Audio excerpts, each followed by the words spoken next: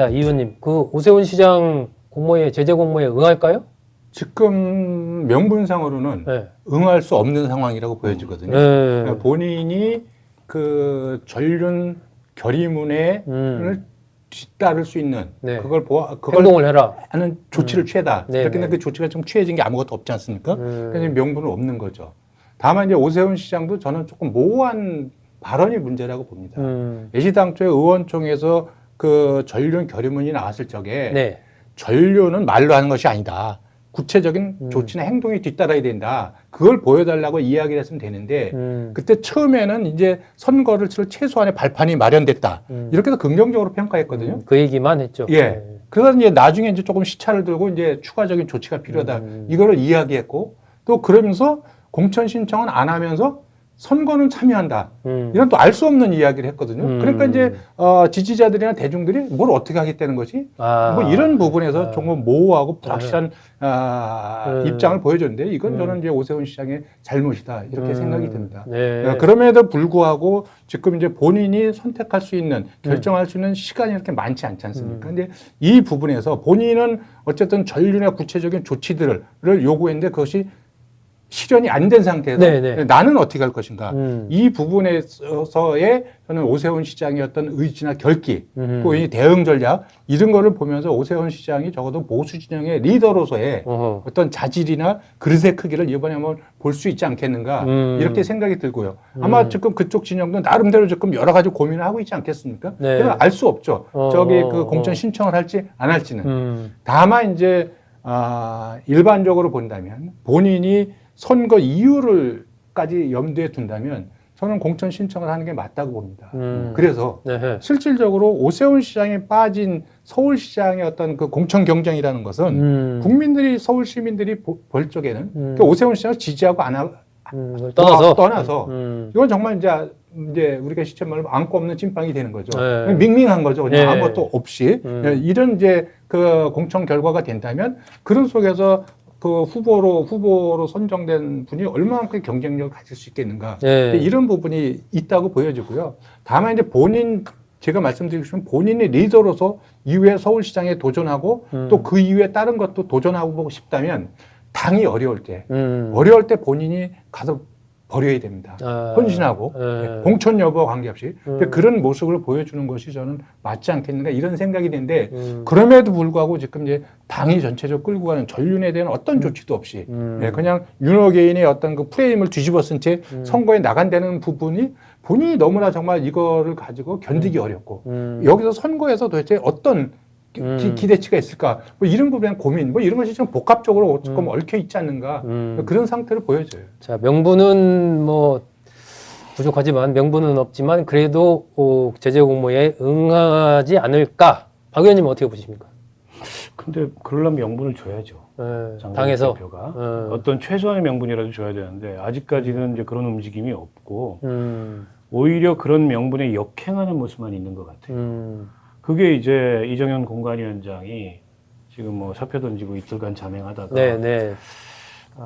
지금 다시 이제 공관위원장을 맡겠다고 하고 나타나고 있는 모습이 당 내에 이제 기득권을 혁신하는 그런 공천을 하겠다지만 그 혁신 공천을 통해서 내세우고자 하는 대안이 윤호 개인이라면 아무 의미가 없는 거잖아요. 근데 지금 벌써 흉흉한 소문이 돌지 않습니까? 대구시장 후보로 뭐 이진숙, 그다음에 충북지사 후보로 윤갑근, 다 윤호 개인들이잖아요. 너무나 명시적인 윤호 개인들입니다. 이런 상황에서 오세훈 시장이 거긴 거기고 서울은 서울이다 이러고 공천 신청할 수 있을까요? 그러니까 모처럼 사실은 오세훈 시장이 평소에 본인답지 않게 정치를 세게 했어요.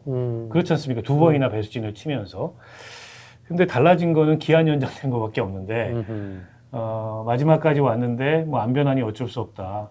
그냥 등록하고 출마하자 이렇게 할 수 있을까요? 그러면 지금까지 보여줬던 모습이 아무것도 아닌 게 되는 데다가 본인의 본선 경쟁력이 더 떨어질 거예요. 물밑에서 장동혁 대표하고 어떤 얘기가 오가는지는 모르겠지만 적어도 표면으로 보이는 어떤 변화 같은 건 없고 명분이 없는 거죠. 그 두 가지 요구 한 거 아닙니까? 인적 청산하고 혁신선대위인데 뭐 둘 다 뭐 이렇다 할 움직임이 없어요. 심지어 오세훈 시장은 약간 물러서는 모습도 보였어요. 그러니까 장동혁 대표 이선 후퇴를 얘기한 건 아니다.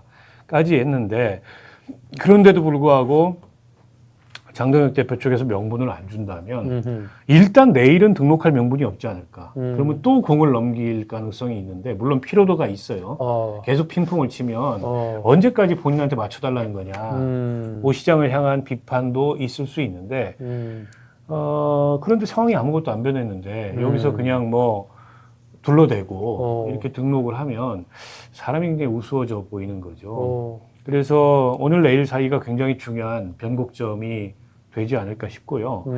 근데 한번 상황을 뭐 확정된 건 아니지만 돌아가는 상황을 보시자고요. 네. 그러니까 대구에서 다선 중진 의원들을 컷오프하거나 아니면 페널티를 준다. 이런 관측이 유력하잖아요. 네네. 저는 뭐 그럴 수 있다고 생각해요. 근데 그분들 거기서 따뜻한 자리에서 4선 5선씩 하고 원내대표 국회 부의장 다 맡았는데 이렇게 당이 어려운 상황에서 그 안방인 대구에서 시장하겠다고 나오는 거 별로 염치 없는 일이죠. 거기에 대해서 페널티를 줄 수 있다고 생각합니다. 근데 그 대안이 이진숙? 그러면 그때부터 얘기가 달라지는 거예요. 그러면 결국 장동혁 대표하고의 모종의 교감하에 이정현 공관위원장이 애초부터 그런 구상을 했었고 그게 공관위에서 막히니까 결론이 예정된 목리를 부린 거 아니야? 네. 게다가 이 모든 일의 배우가 고성국이다. 이런 얘기가 좀 파다해요. 이진숙 씨는 지금 고성국 씨하고 대구에서 같이 선거운동하고 있고 이정현 공관위원장도 고성국 픽이라는 소문까지 지금 파다합니다. 그러면 지난번에 의총의 결의문이 네. 1번은 계엄사가고 2번이 윤석열 정치복귀 반대예요. 어차피 윤석열은 정치복귀가 안 되는 사람입니다. 감옥에 있으니까. 그러면 윤석열 정치복귀 반대의 정치적 의미는 윤 어게인 세력이 공천을 받거나 그런 사람들이 세력화되거나 그런 사람들이 어떤 자리에 가는 거를 막는 게 윤석열 정치복귀 반대의 의미죠. 근데 윤갑근이 공천받고 혹은 공천 안 받더라도 유력한 경선 후보가 되고 이진숙이 공천받고 그거는 윤석열 정치복귀예요. 그러면 장동혁 대표는 의총을 통한 결의, 사실상의 당론 결의를 위반하는 행위를 하는 겁니다. 이런 상황에서 어떻게 그러면 오세훈 시장이 출마를 할 수 있느냐. 그리고 이런 상황에서 이 의총 결의에 일말의 기대를 걸었던 국민의힘의 쇄신 변화를 요구하는 사람들이 가만히 있을 수 있는 상황이냐. 네. 거꾸로 저는 묻고 싶어요. 지금 박 의원 어쨌든 여러 가지 오 시장이 돌아오기에는 저 공모에 응하기에는 명분이 너무 없다. 이 의원님 보시기에 물론 이제 아무런 조치가 없을 수도 있지만 최소한의 조치라고 할까? 오 시장에게 명분을 당해서 준다고 했을 때 최소한의 조치 어떤 게 있을까요? 지금 뭐 보도 나오는 건 어쨌든 그 박민영 대변인 다시 임기 연장하는 거 그 안건 자체를 안 올렸다는 얘기 그것만 하나 나오고 있더라고요. 그게 뭐 지난번에도 나왔지만 현재 윤리에 있는 징계 사안의 심사를 보류해달라. 무슨 미디어 대변인 한 명 제 의견을 보류한 이거가 혁신은 아니잖아요. 그래서 저는 지금 박 의원님 이제 말씀에 공감하는데 좀 걱정이 되는 게 지금 그 이정현 위원장이 이야기하는 변화와 혁신의 공천이 도대체 뭐냐. 네? 그래서 정말 좀 무기력하게 뭐 거의 저 대구시장 뭐 이렇게 노후 대책 개념으로 내려가는 중진 의원들 저는 컷오프 거에 저는 찬성입니다. 그럼 국민들한테도 저는 신선하게 다가갈 수 있다고 보여져요. 근데 이제 오늘 보니까 지금 공관위에서 이제 중간에 의원들이 뛰쳐나가고 난리가 났다고 그러는데 그게 이제 박형준 부산시장을 이제 컷오프 시키자고 얘기했다가 이제 충돌이 일어났다는 거 아닙니까? 네, 세게 일어난 것 같아요. 그러면 박형준 시장 같은 경우는 제가 볼 때는 그 지지율이 높던 뭐 낮던 걸 떠나서 멀쩡한 현역 시장이에요. 그러면 최소한 경선 기회는 보장을 해줘야죠. 제가 볼 적에는. 근데 아까 말씀하신 대로 이런 식으로 현역 단체장들을 배제하고 또 뭐 그것이 혁신이라는 이름으로 밀어붙이는데 그 혁신의 결과물을 그 결과물을 어떤 특정인이 유리하게 받아먹는다면 그리고 그 특정 그 인이 적어도 윤 어게인 세력이라면 또 아니면 윤석열 정부에서 고위직을 지낸 실제로 윤석열 사람이라면 이거는 제가 볼 때는 혁신이 아니라 퇴행이죠.